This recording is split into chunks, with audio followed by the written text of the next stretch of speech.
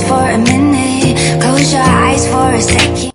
Hello and welcome back to my channel, Posh Fam. Thank you for joining us. If you haven't yet subscribed, please do subscribe, like, comment, and share this channel with your family.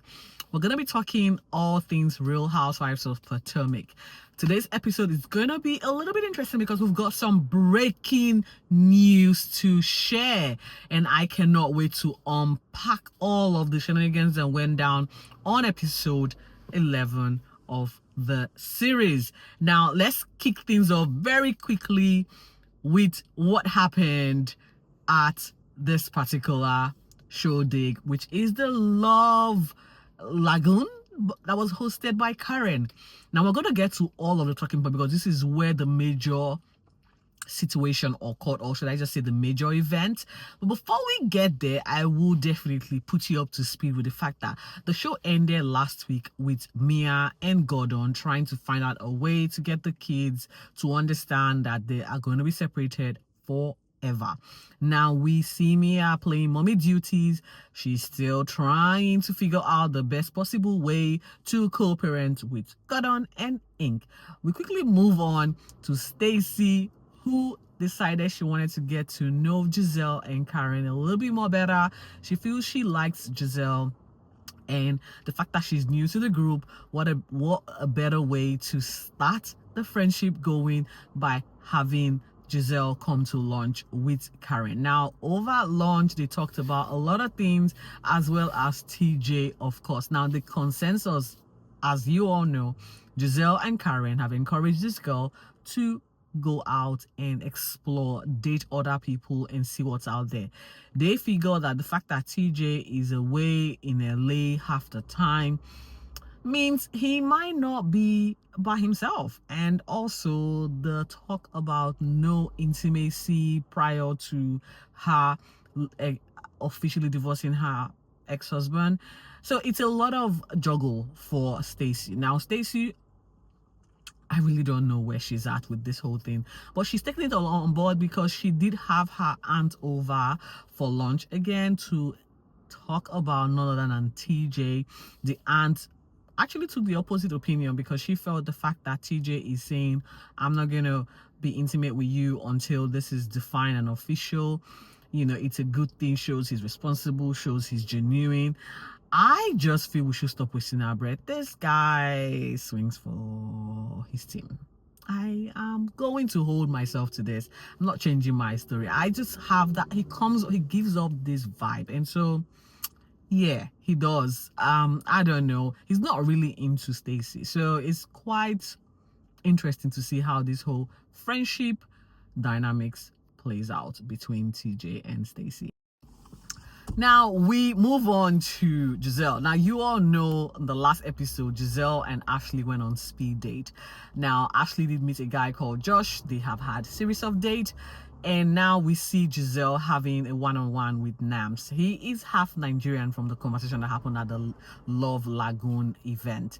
So it's quite interesting because the guy looks like someone that Giselle digs, and you know, she's taking things slowly. They had a dance, they had a drink, they got to know each other better. So again, let's see how this progresses, because it was even a surprise for me to find out that Giselle will be inviting Nam over for the secret Love Lagoon event hosted by Karen at her at the Grand Dam abode. Now there's a lot to unpack with Karen, hence the fact that I said earlier, breaking news. We're going to get to that right after we talk about what happened at the Lagoon, secret Love Lagoon event. However, you guys, it's the Love Lagoon or something, I'm not sure. But anyway, before we get to this particular part, it is wanted to know that Wendy is still celebrating her 40th. Now, I am not sure how many more episodes of Wendy's 40th birthday we're going to be seeing. Wendy invited the girls for a shopping event, and this is where she unveiled the fact that they're all going to go to Panama to further celebrate her 40th birthday. Now, Wendy, I honestly, you are milking this whole celebration for all is worth. I don't know what else there's to celebrate, but you go, girl, knock yourself out of the park. The girls are shopping and they are getting ready for Panama. Now we're both hoping that Panama, Panama, or how am I going to pronounce this? Panama turns out, fun, filled without a lot of drama. But we want the drama because this is what we live for. Now, very, very quickly, we see the guest coming over to Karen's place. Jazzy is with her partner. Stacy brought TJ. Mia came in alone. Now, I have to say this.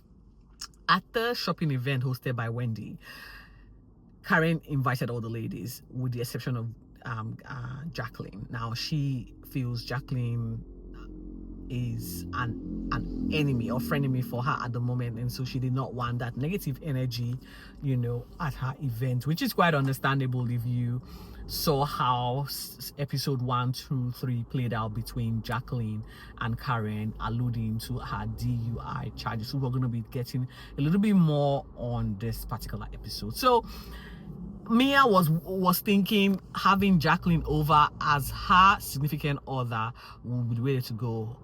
Karen knocked that back and said absolutely not. Now we could see Mia's face. She was very mischievous. She didn't really say much. Jacqueline obviously knew she wasn't invited, but for me, the way they accepted it felt there was something more coming. And yes, guys, something more did come. So the girls arrived: Eddie, Wendy, and Greg and Kiana. Ashley brought Josh. No surprise or surprise, Giselle brought Nams. Now they're getting to know each other, and for me, I kind of feel like this is a good start. Having to introduce this man to the ladies and to the show.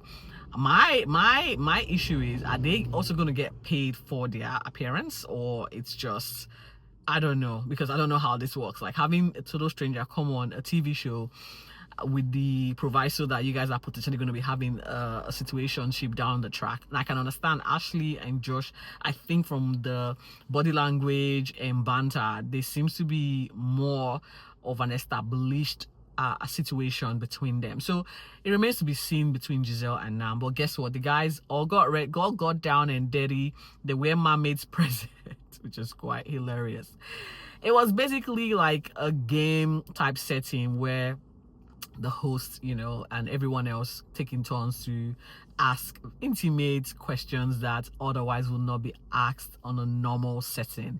Now, the question ranged from if you've cheated on your partner to who is dominant or submissive in the bedroom. Now, no surprise there, Mia is the dominant one when it comes to her relationship with Gordon, and surprisingly she's saying that Ing is now the dominant, but I kind of find that very hard to believe. Ashley is a bisexual, and so she said in the when she's in a relationship with a woman, she is the dominant, but when she's with a man, she is submissive.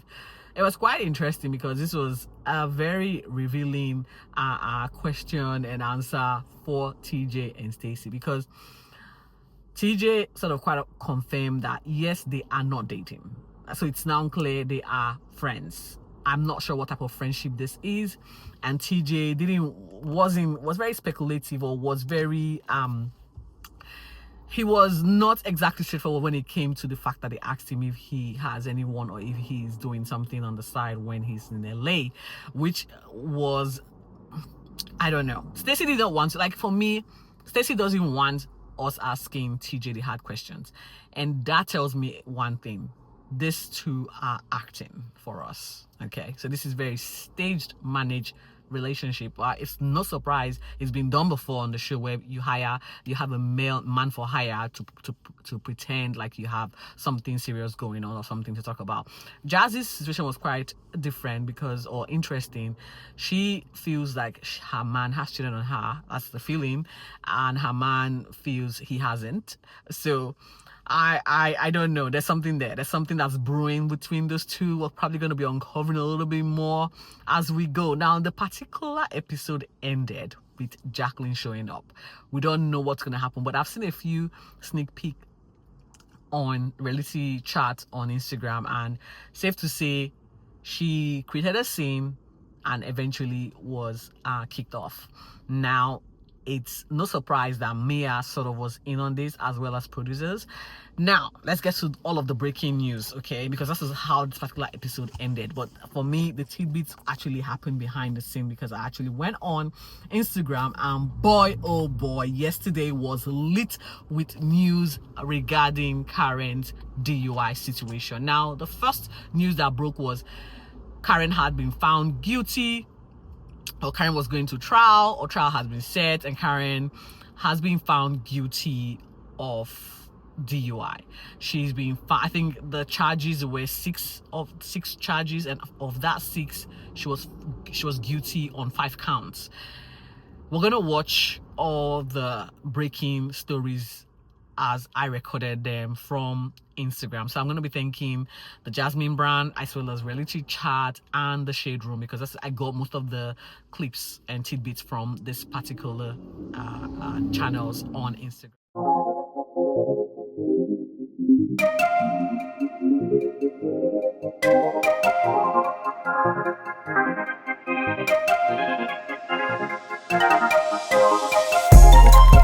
I know what.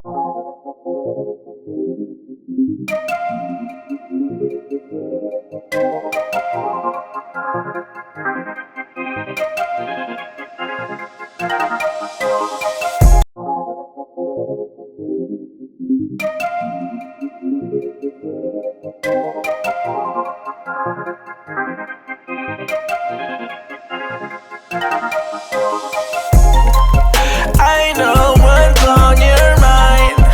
We do this all the time.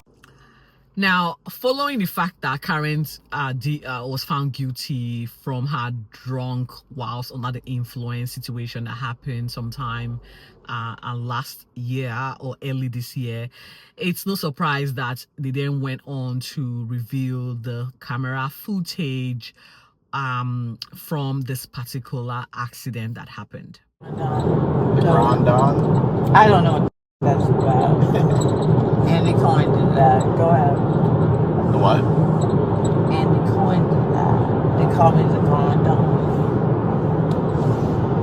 I'm black, I'm rich, and I own the plantation. And Necessarily. what's your name? That's such fucking irritant.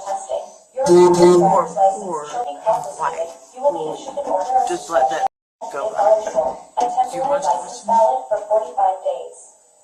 I wouldn't do it. I wouldn't do it. I will rise up.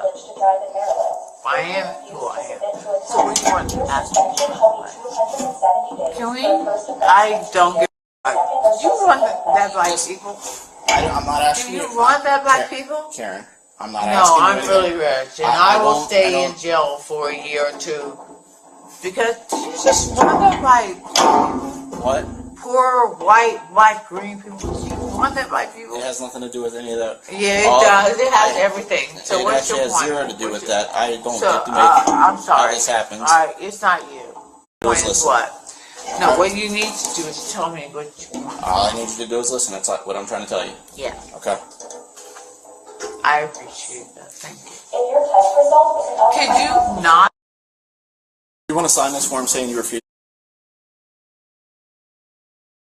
As you all will know, Karen was involved in an accident. Thank God it wasn't a fatal accident. However, police were called to the scene, and from the video you have just seen, she looked intoxicated, and you could very well see Ray trying so hard to circumvent what was about to unfold, and it was just really, really devastating to watch. I kind of feel for her, but that's the thing, right? We should know better. She's 62 or 63, I'm not sure now, and so it's like, if you don't know the rules at this age, when are you going to start applying the basic rules? Nobody is saying don't be a drunk, that's a personal decision to make. However, you need to then understand that your decision to be drunk means you have to respect the laws of the land, and that states you don't have to drive while under the influence. Now, this woman has got money. She has got assets. She has got friends. She has got people in that could, you know, take her home from the alcoholic binge she was on. It's quite, you know, unfortunate that this has happened. And it takes, you know, one incident. Apparently, this is not the first incident for her. Hence the reason why the judge probably heavy-handed. And now the question is, why did she take this to trial, given the fact that this particular dash cam footage is quite telling of the fact that she is clearly under the influence of something. She should have just pleaded guilty and sought leniency, or gone on with the story of her having a lot of emotional challenges. We could have, I mean, there are video evidence of this, because she lost her mom, and not so long after that she had the situation, the tax situation, and you know, it was just a series of events that happened, that transpired in her life, that, you know, would have led to sort of grief and breakdown sometime in the future. It's happening now, who knows? So I'm not sure.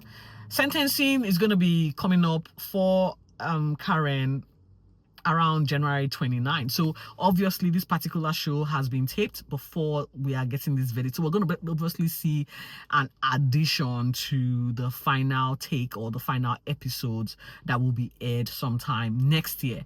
But it's quite telling. We're not sure what she's going to be getting. Will she be getting suspended sentence? Will she be getting time in jail? Will she be, it's the unknown. And I honestly do not wish this for Karen. Oh God. And guess what? I'm pretty sure Mia and Jacqueline are having a field day. And by the way, Jacqueline over this week revealed that she is with child. And the first thing that came to my mind is, has Mia done the deed? Is Mia has Mia gotten her pregnant, or did they have a session with ink and she's now pregnant? But that's just me being silly. You know, she was with her ex-husband, the guy she called PP, and obviously from the show we did see them trying to be better co-parent.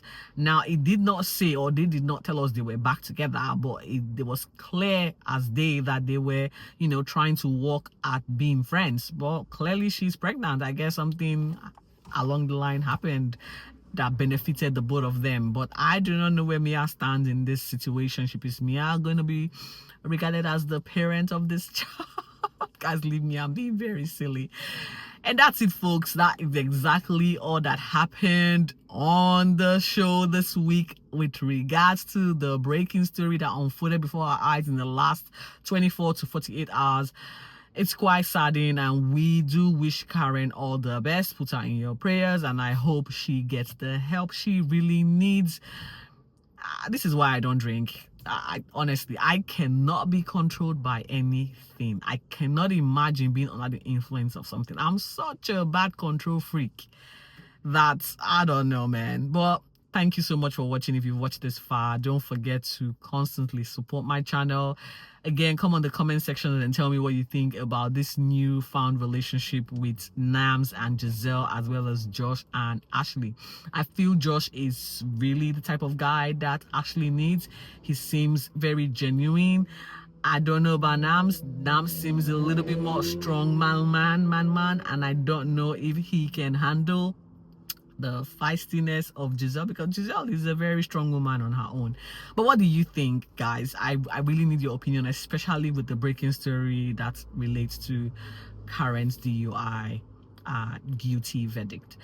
Thank you so much for watching. I will catch up with you on the next episode of The Real Housewives of Potomac. And in the meantime, please stay safe and remain focused.